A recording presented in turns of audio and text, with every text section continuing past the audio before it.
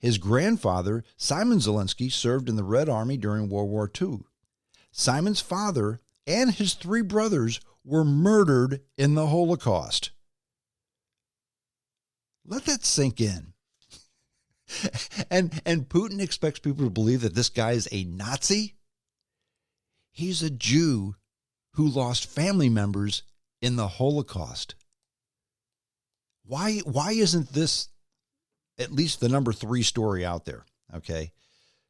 But you heard it here first. Now, Zelenskyy grew up speaking Russian at the age of 16. He passed the test of English as a foreign language class and received an education grant to study in Israel. But his father didn't let him go, so he stayed home like a good boy. He later earned a law degree from the Kiviri Institute of Economics, but he did not go to work in the legal field. So the guy's got a law degree, but he's not a lawyer. He understands law. So what did he do instead of becoming a lawyer? He pursued comedy, and he created the production company called Kvartal 95, which produces films, cartoons, and TV shows, including a TV show called The Servant of the People, very popular in Ukraine. Okay. Zelenskyy was the star. And what role did he play? The role he played was the president of Ukraine. Now, the series aired between 2015 and 2019 and was immensely popular. The political party bearing the same name as the television show was created in March of 2018 by employees of Kvartal 95, these Ukrainian words. Also, he recorded the voice of Paddington Bear in the Ukrainian dubbing of Paddington, the 2014 movie, and Paddington 2, the 2017 movie. No, you didn't hear it unless you watched the Ukrainian version. Now, Zelenskyy announced his candidacy for the 2019 Ukrainian presidential election on the evening of December 31st, 2018, alongside the New Year's Eve address of President Petro Poroshenko. That was the Poroshenko. That was the current, or that, at that time, he was the 5th president of Ukraine. Zelenskyy was a political outsider. He had already become one of the front runners in the opinion polls during the election, and he won the election with, get this, 73.2% of the vote in the second round during the runoff. And he defeated the sitting president, Poroshenko. Now, he identified as a populist. He positioned himself as an anti-establishment and anti-corruption figure. And he's a young guy. He's 44 years old. He's 44 years old now. So what was he, 40 then? 39, 40 years old then? Okay, so he was a young guy. As president, Zelenskyy has been a proponent of e-government and unity between Ukrainian-speaking and Russian-speaking parts of the country's population. His communication style heavily utilizes social media, particularly Instagram.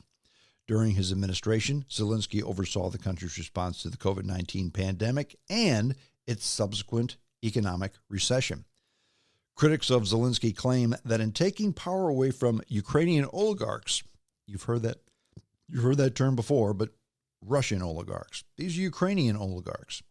Most of the old Soviet republics were ran by oligarchs. But he sought to centralize authority and strengthen his personal position. Zelenskyy promised to end Ukraine's protracted conflict with Russia as part of his presidential campaign. Now that's the breakaway regions of Donbass and I forget the other one. That's the conflict he's talking about. And attempted to engage in dialogue with Russian President Vladimir Putin. Zelenskyy's administration faced an escalation of tensions with Russia recently, culminating in the launch of an ongoing full-scale Russian invasion in February 2022. Zelenskyy's strategy during the Russian military buildup was to calm the Ukrainian populace and assure the international community that Ukraine was not seeking to retaliate. Now, after the commencement of the invasion, Zelenskyy declared martial law across Ukraine and general mobilization. His leadership during the crisis won him widespread international admiration and has been described as a symbol of Ukrainian resistance. Let's go back further, and I'm going to reiterate this. I touched on it. I'm going to reiterate it again because it's important. Let's go back to 2015. Zelenskyy the actor, Zelenskyy the comic, Zelenskyy the performer, became the star of the television show Servant of the People, and he played the role of the president of Ukraine. In the series, Zelensky's character was a high school history teacher in his 30s who won the presidential election after a viral video showed him ranting against government corruption in Ukraine. The political party, Servant of the People, was created in March 2018 by the people from the production company Kvartal 95, which also created the television series of the same name. So his party was called Servant of the People, the same title they gave the television show. Now, in a March 2019 interview with Der Spiegel, the prominent German publication, Zelenskyy stated that he went into politics to restore the trust in politicians, and he wanted to bring professional, decent people to power and would really like to change the mood and timbre of the political establishment as much as possible. Now, during the election, Zelenskyy stated he was running for only one term. In May 2021, he stated that it's too early to say if he would run for a second term or not, but this decision would depend on the attitude towards him in society, and would also be influenced by his family. So the guy's not totally flawless. He's got faults like all of us, and we're going to point out some of those faults in this essay. And I'm doing this as an attempt to be fair, not to sling mud at Mr. Zelenskyy. Now, Zelensky's first major proposal to change the electoral system in the country was just rejected by the Ukrainian parliament. So here's a guy who said, look, I'm elected because I'm going to change things, and here's what I'm going to do. And the parliament said, no, you're not. And it went away. Does that sound like a Nazi dictator to you? This is what I want to do. The parliament says, no, you're not, and then it's done. That's how a freely elected government works, not a dictatorship. Now, Zelenskyy was criticized for a secret trip to Oman in January of 2020 that was not published on his official schedule and on which he appeared to mix a personal holiday with government business. Now, although the president's office said that he had that the trip had been paid for by Zelenskyy himself and not with government money, Zelenskyy came under heavy criticism for lack of transparency about the trip because he compared it to the unfavorable trip that President Poroshenko took to the Maldives. And during the election, Zelenskyy slammed him for taking that trip. Translation, Zelenskyy kind of slipped into Politician 101. Take the pork. Now, one of Zelenskyy's central campaign promises had been to end the war in Donbass, and that was the breakaway republic in eastern Ukraine, and to resolve the Russian-sponsored separatist movement there. In June of that year, 2019, Zelenskyy appointed former President Leonid Kuchma as Ukraine's representative to the Terapite Contact Group. That's a group that was put in place to help settle the conflict. On 11 July of that same year, Zelenskyy held his first telephone conversation with Russian President Vladimir Putin, during which he urged Putin to enter into talks mediated by European countries. The two leaders also discussed the exchange of prisoners held by both sides in the Donbass controversy. Excuse me. In October 2019, Zelenskyy announced a preliminary deal struck with the separatists, under which the Ukrainian government would respect elections held in the region in exchange for Russia withdrawing its unmarked troops. Now, the deal met with heavy criticism and protests by both politicians and people in the Ukraine.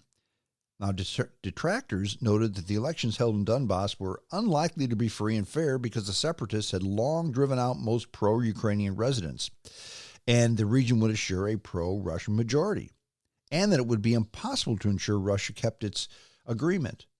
Zelenskyy said, okay, here's what we'll do then. The Russians pull out, and then we'll have the election. Well, of course, Putin said he would, and then never did. So nothing ever happened. This shows me that Zelenskyy, being a freely elected politician who, even though he said he didn't, probably wants to be reelected again. So he's going to try his best to give the people what they want. That's a sign of a good politician, a good leader, not a dictator. Now, back in March 2020, Zelenskyy committed to reforms, domestic and financial, and remarked that he can't always be a psychologist for the people, a crisis manager for someone else, a collector who requires honesty, earned money, and a nanny for the ministry of charge. In other words, he was getting frustrated and saying, look, what do you want out of me? It's too much.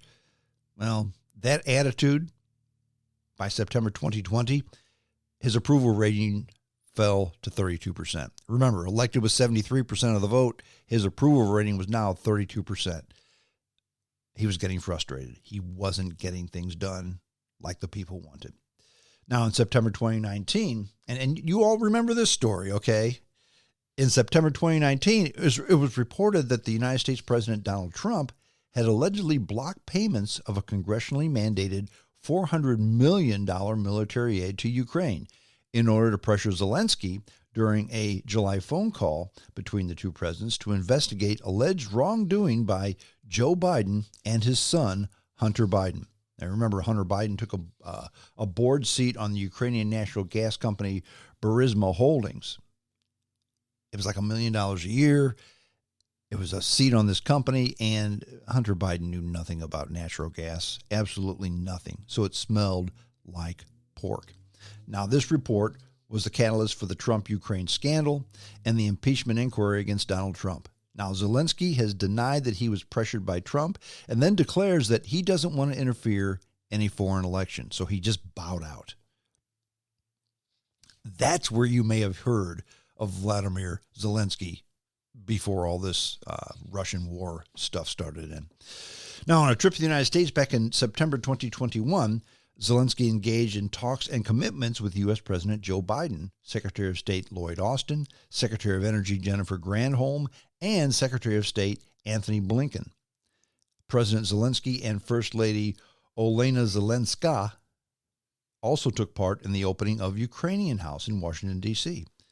On the same trip, he met with Apple CEO Tim Cook and with Ukrainians in senior positions in Silicon Valley tech companies.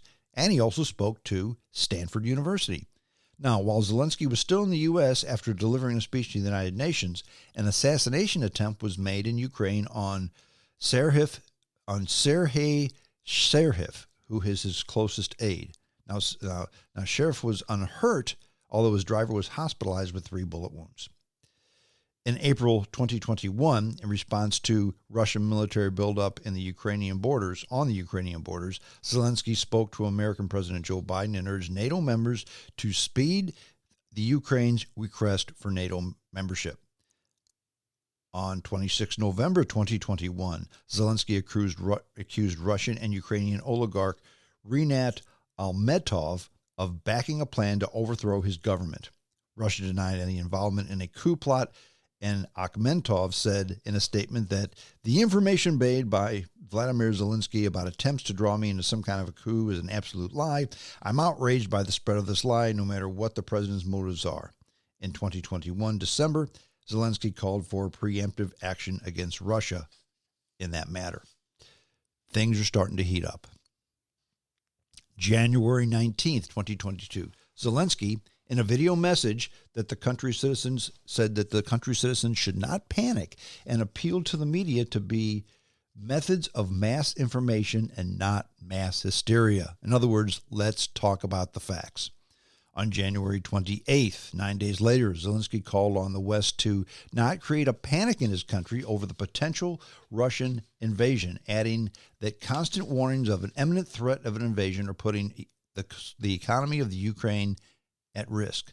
Zelenskyy said that we do not see a bigger escalation than in early 2021 when the Russian military buildup started.